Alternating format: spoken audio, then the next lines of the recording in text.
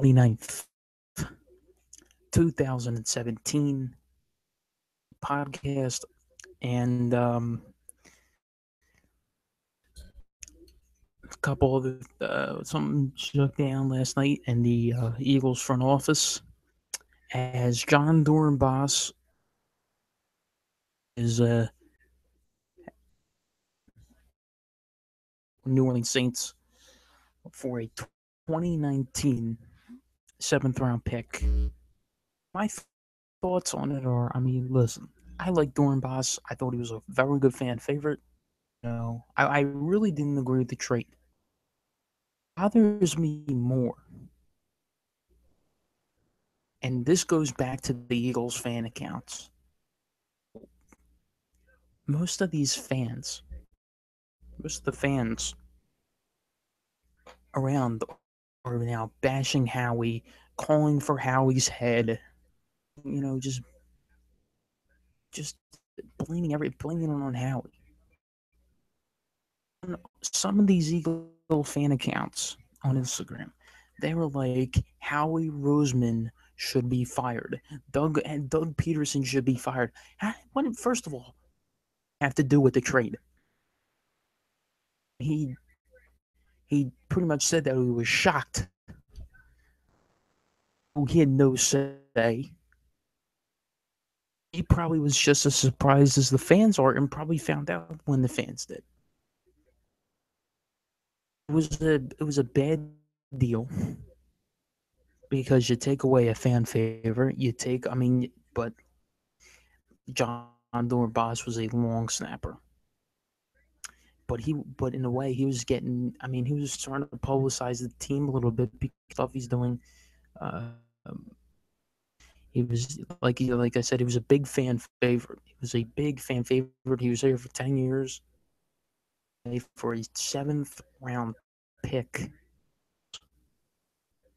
which I mean, it was kind of not worth. I mean, it wasn't really worth it. But the fact that people will go and bash Howie Roseman just because Howie Roseman, I think this is the worst thing has done.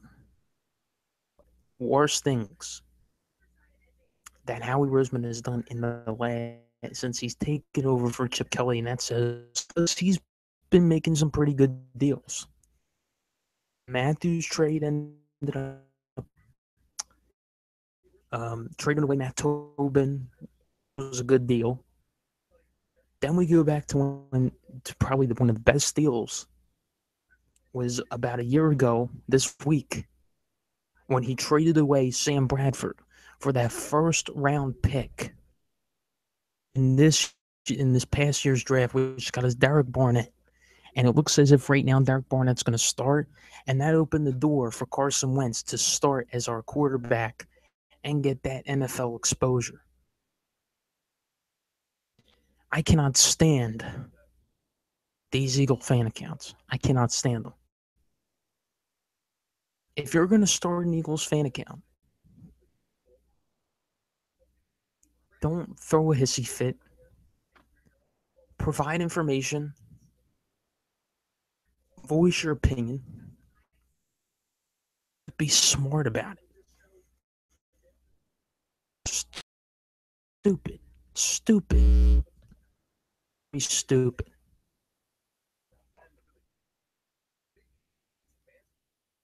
So that's my opinion on that.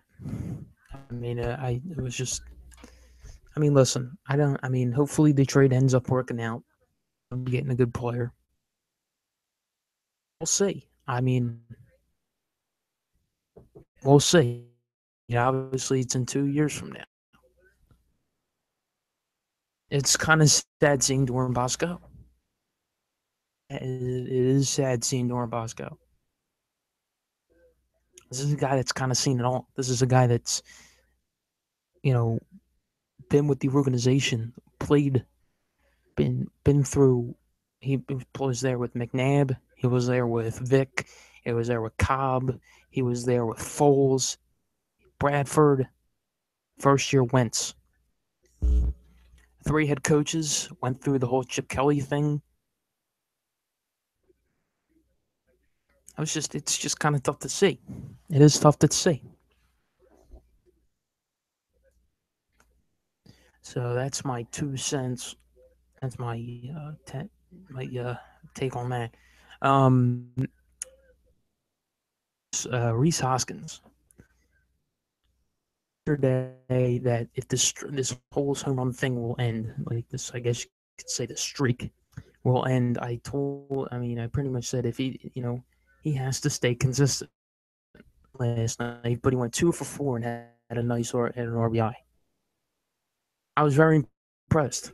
I was very impressed because he's not just a home run hitter. He had some RBIs by obviously getting base hits, getting you just trying to find in the runs to get on base to create big innings. And I was very impressed with the way the Phillies played last night. Aaron Nola, 7 solid innings um, on the mound, and I think he's here to stay. I think Aaron Nola's here to stay. I think he's obviously going forward. I think he can probably be our opening day starter next year. I really do. I really think that he's making the case that he might want to be the opening day starter. I mean, unless if the Phillies pick up another arm. One thing for next year though for the Phillies. I mean, I saw a stat last week of how Adam Morgan was the last Phillies pitcher to start the the last left-handed Phillies pitcher to start a game, and that was last year. I really kind of didn't realize that. I really didn't realize that we didn't have a left-handed starting pitcher in a year.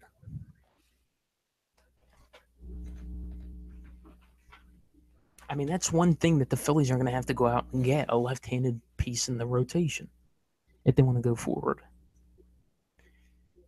So, yeah, I mean, that's what we're going to have to see. And plus, I kind of think that they should keep Cameron Rupp. Obviously, he's a backup catcher to Jorge Alfaro, but I think he works very well. No, and continue. I would like to see them continue to grow. Or I'm sorry, Noah and Rob, kind of like how Roy Halladay work with Carlos Ruiz, Steve Carlton work with Bob Boone, kind of like that. So like the pitcher catcher relationship, I want to see a lot more of that. I think Alfaro is going to be our starting catcher. I really do. Other than when Noel's pitching.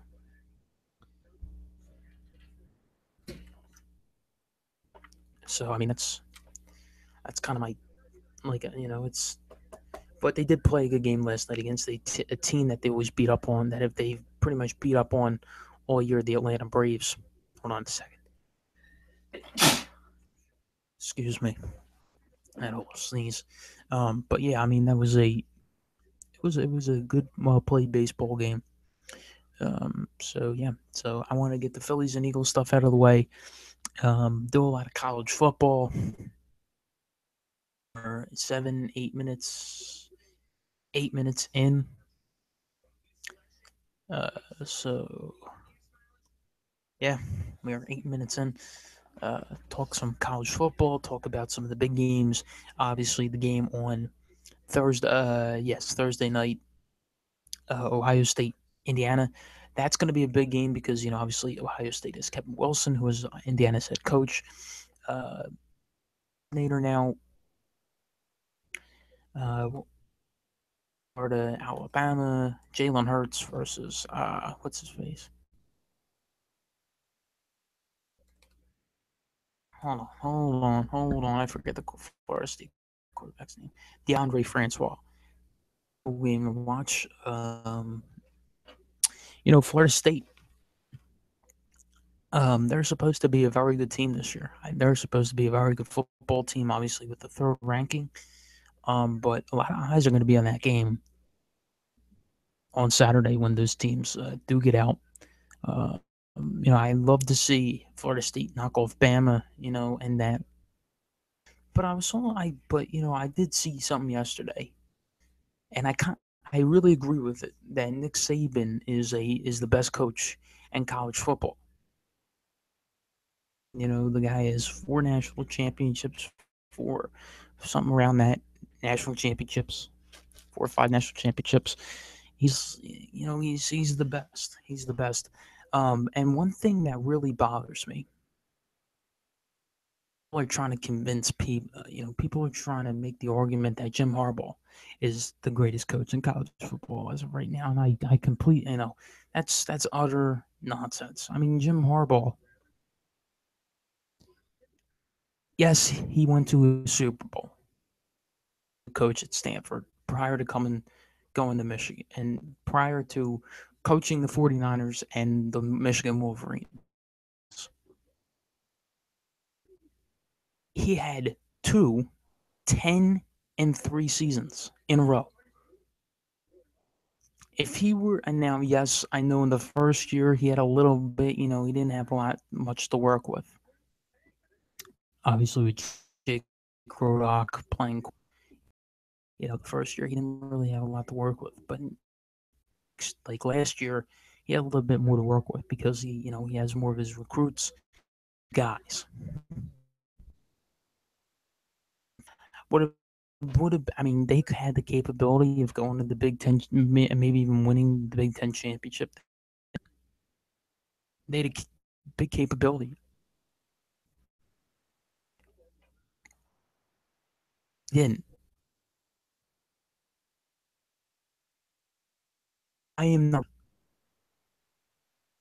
until he's won 6 chips. I'm not. I mean, I'm not. You guys know I don't like Michigan. Number two, I mean, he had 2 10-3 seasons, back to back, back to back. He was supposed to. He was very close to going to the Big Ten championship game, and if he won that, they would have gone to the playoff. They didn't even get past the bowl game. They didn't win their bowl game. I don't think they're going to be that good this year. They are playing some big time games on the road. They're playing one big game on the road at Penn State. Let me pull up their schedule. They're playing that game at Penn State, but yes, they do have. You can make the argument that they do have some pretty big games that they're playing at home. I think they're a very good home team. Obviously, winning all their home games last year, but they play Florida. They play at Florida, but that's going to be played at AT&T Stadium. And then they're home to play Cincinnati, of course, at Purdue, which I mean that's a win. Um, that's probably when they're playing that game at home. At Indiana, which might be a tough game. At Penn State, which is definitely a tough. Home versus Minnesota win. At Maryland win. Then Wisconsin's a tough place to play, and then they're back home playing Ohio State, which is, that's going to be a tough game. But yes, they are playing that game at home, but still.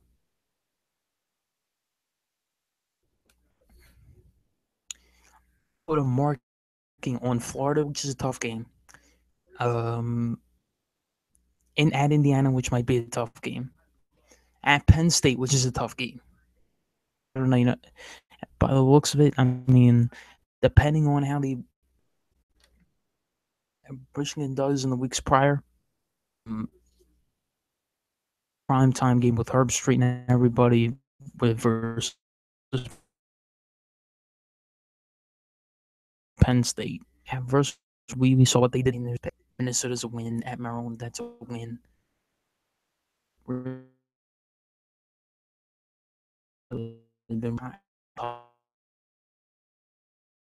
Okay. That's probably. I mean, that's if they get over that. I feel like they can do something. I feel like if they can get over Florida, they'll steamroll through Cincinnati, Air Force, Purdue, Michigan State until Indiana. They might get through Indiana, but Penn State's going to be tough. Wisconsin's going to be tough. Ohio State's going to be tough. And yes, Florida's obviously going to be tough. But that's only if, they get through Florida. That's only if. Which I really don't think they will. I really don't. That's a tough game to play. That is a tough game for Michigan. I mean, seriously, I think they're not. I don't. I mean, it's going to be a little bit more tougher because you've lost Peppers, you lost Taco Charlton on the line, you lost a big playmaker in the tight end Jake Butt.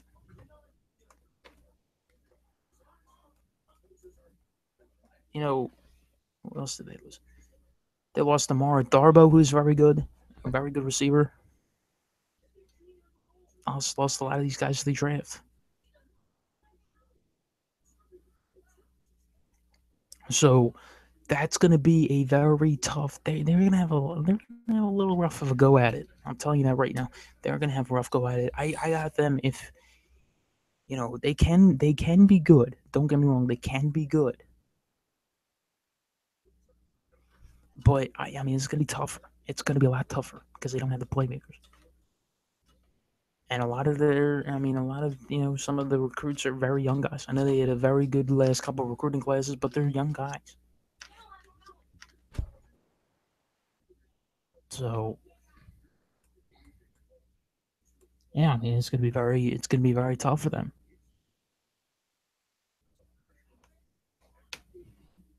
They're gonna, it's gonna be a little bit harder. It's gonna be a little bit harder if you're a Wolverines fan. Um, well, I mean, this is gonna probably be um probably the easiest week to pick. I know there is obviously a lot of big games to be played. I mean, look, I mean, there was, there you got the top 25 playing a lot of shit teams. I mean, look, you have Washington playing Rutgers. Where did that come from? Utah State, Wisconsin, Penn State, Akron, Kent State, Clemson, Maryland. That might be a little bit of a. Let's see where that goes. Maryland, Texas. That might be a tough one to pick. Miami and BC. What's this? Cookman. Okay.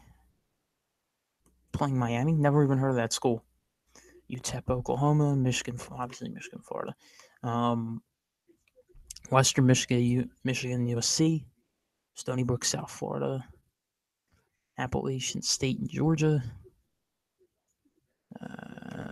Kansas State, Central Arkansas,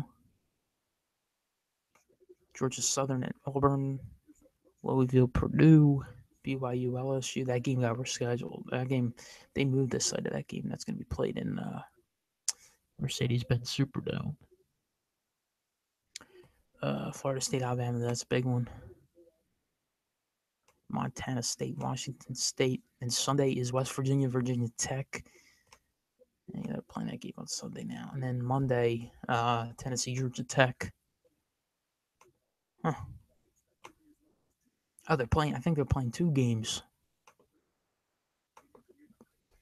this opening college football weekend at the brand new stadium in Atlanta because Tennessee, Georgia Tech's playing there, and obviously you got Florida State, Alabama. Those are two big. Well, I mean, Florida State, Alabama is the biggest game of the week. I mean, that's the biggest game of the week.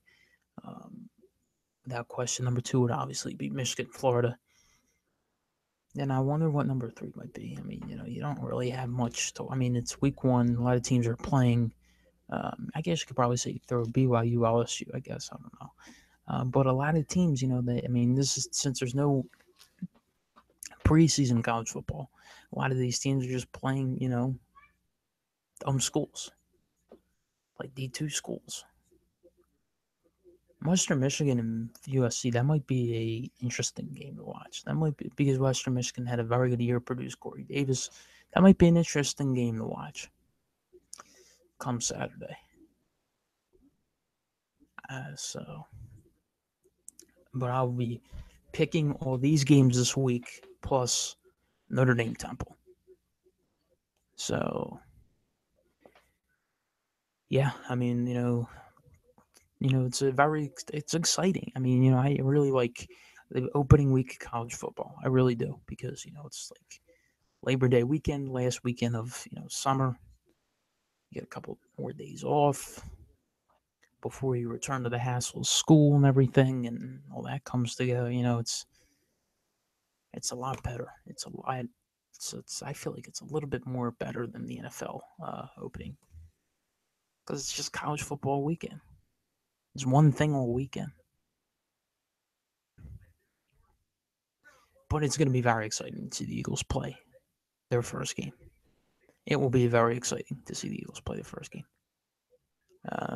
this week or next week. I'm sorry, rather. And then did the Patriots play Wednesday? The Wednesday.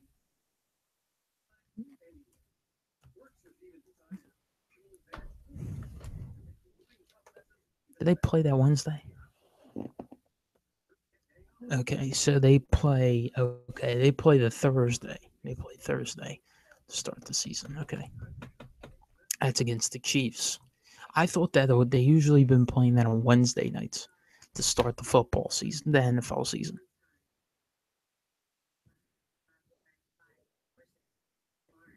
Okay, they're playing the Chiefs. That's going to be a good matchup. I mean, we know that the Patriots are going to win, but the Chiefs will probably keep it a pretty good game. Of course, it starts at 8:30 Thursday night. It's school night. I try and make it a priority to at least watch, like, at least the first half of primetime games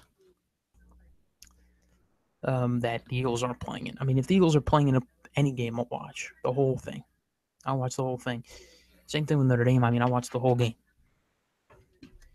Unless, but I mean, if it's just like Monday Night Football, Thursday Night Football, Sunday Night Football, I try and watch the first half. If the Eagles aren't playing, I'll just watch the first half. So, I mean, you gotta go to bed, you gotta wake up early, you wake up at 6 o'clock. It's a pain in the ass. That's the only bad thing about school starting. I mean, seriously, the fact that you have to wake up at 6 o'clock in the morning. Up at like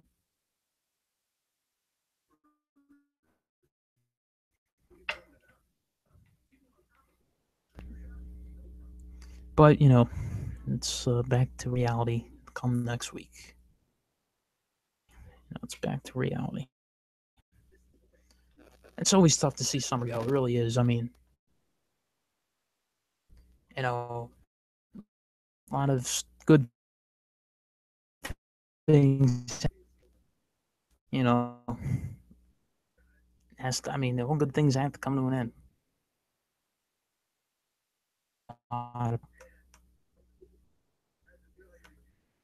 So we got that going for us this weekend.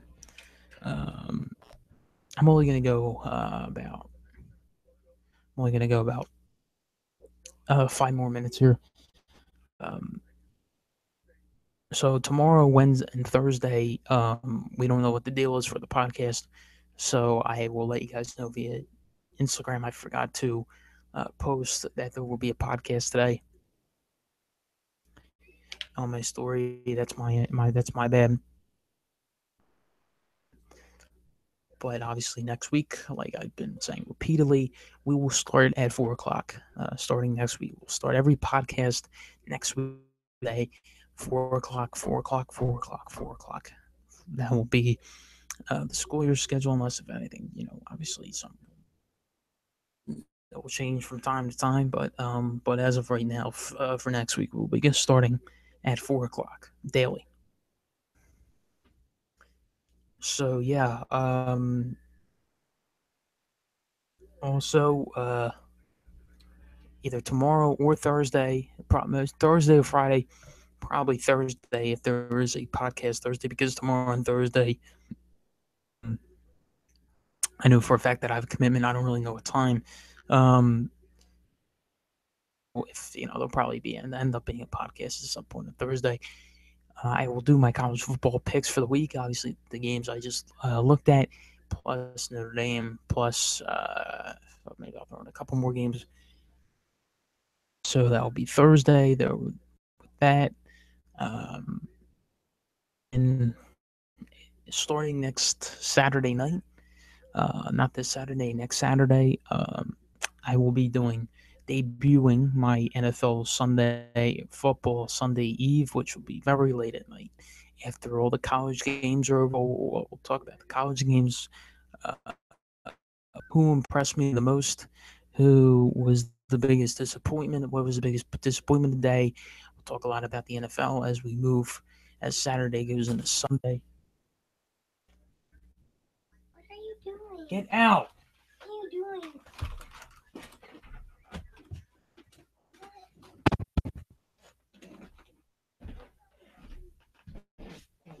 Oh my god, my sister's pain in the ass.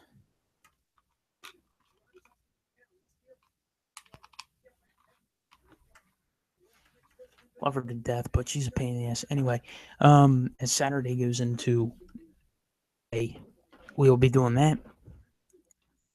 So yeah, and that's pretty much it. So thanks for tuning in, and yeah, I'll see you guys next week or tomorrow. Jeez, what's going on with me? I swear to God, what is going on with me?